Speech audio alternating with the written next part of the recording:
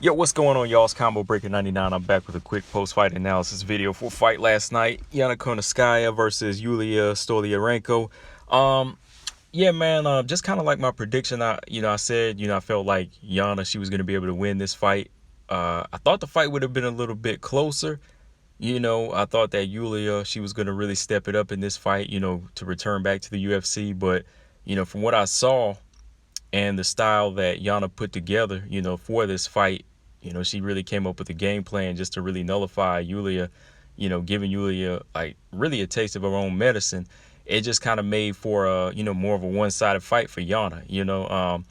Julija, I know a lot of people have seen her last fight. Like I said, it was a real bloody fight, but usually some of the, it's like I said before, like those fights of the night don't necessarily mean that fighter's on the next level as far as like a really skilled technical fighter. You know what I mean? Like, that's not knocking Julija as far as what she brings as an Invicta fighter, but there is levels to this. Yana's been around for a while and has the experience, and going into this fight, she just did what she had to do and use her experience.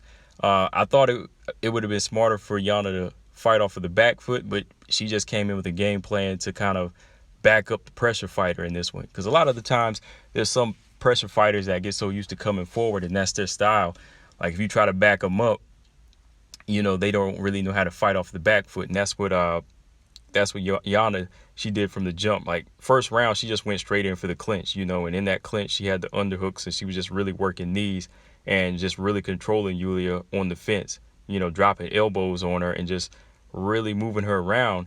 And in this position, it really looked like Julija didn't really have an answer. Right away, she really looked like she was just getting mauled in there, and she didn't know what to do. And Stoliarenko, she had one moment where she was trying to go for that guillotine. She was trying to pull guard and kind of climb Yana, as she was pinned to the fence. She was trying her best to climb and then come down with the arm around the neck of Yana and try to get that guillotine. But no, like, she had no way to do it because Yana was just using her strength on her and just, pulled her back down and got her back into the clinch. And, she just got in a lot of work and just really dominated the round with Julija pinned to the fence. And then going into the second round, it was pretty much the same thing. Yana just ran forward, picked right back up where she left off, and just pinned her to the fence and was really just muscling her, just beating her up into the clinch. And like I said, there was going to be blood in this fight, but it wasn't really like a toe-to-toe battle of blood. It was just really Julia's blood that was coming out of her nose here, because she was just taking such a mauling and a lot of these heavy elbows into the clinch. And this type of pressure, I felt like Julija, her best bet would have been to try to knee back, just use those knees and try to, the position that Julija was in, where she just had the expression like she didn't know what to do and like she wanted to get out of there. Anything would have worked at this point. She should have really been trying to spin Yana off of the, just try to reverse it, put Yana's back to the fence, where, like I said, use those foot stomps, knees back into the clinch, or even whenever Yana would run at her to get in these clinches, she should have been timing something, with uppercut, right hand, or flying knee. She should have been timing something instead of just letting her just make a beeline straight forward and get her under the fence. And like I said, she was really wearing her out, with these punch, with these strikes and these just this overall pressure fight. But when it got down to that last part of the round, there came a point in there where I said, oh, here we go. Whenever Julija got her to the, she got the takedown, and Yana was in the top position, but right away on that top position, Julija, she was able to get that. She was really trying to get that triangle. She got that triangle over and grabbed Yana's arm. And right away, like in that 30 seconds to go, she almost got the arm bar. And I was like, here goes Yana's plan. I was like, it's out the door from here, because she let her take her to the ground. And when she got her down there, like, she almost had that arm bar. She almost had that arm bar extended, but Yana was able to get out and make it out of the round, because it was only like 20 seconds left. So Yana still wound up taking that round just by being dominant and just, using that pressure style. And right away in the third round, Julija, she tries to go in with this big knee. Yana takes her. She takes her right back to the fence, just keeping just keeping Julija there, keeping her back to the fence, and really just working her.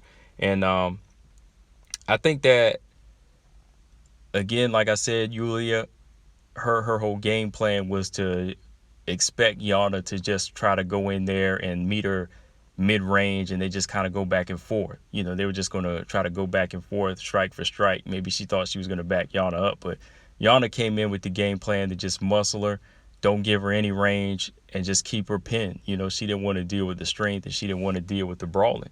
You know, and like I said in my prediction video, I felt like, you know, Julija was going to be the slower fighter, and Yana was going to have to box from the outside. And I think it would have been the fight might have been a little bit closer if Yana gave her range, but she didn't give her any range at all. She just came in with this pressure style and just really mauled Julija to death for 3 rounds. But yeah, like I said, Julija in this fight here, man, I think it was just too big of an experience level difference here.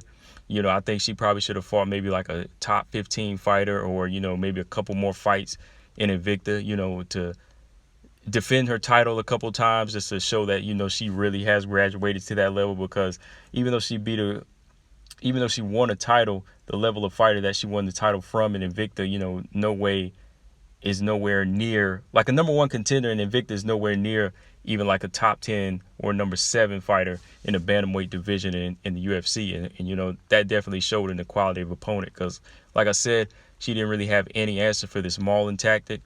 She was taking some vicious knees to the body, and some of those knees, you could really see the grimacing. You could really see her face, like just like taking shots, and like she was just kind of ready to get out of there. She just started moving really sluggish, even after the 2nd round and at the end of the bell of the 3rd round. But yeah, it was just a pretty much shutout. I had a 3-0 for Yana Kunitskaya. But yeah, man, that's all I got on this, guys. Let me know again in the comment section what y'all think of the fight. Combo Breaker 99. I'm out. Peace.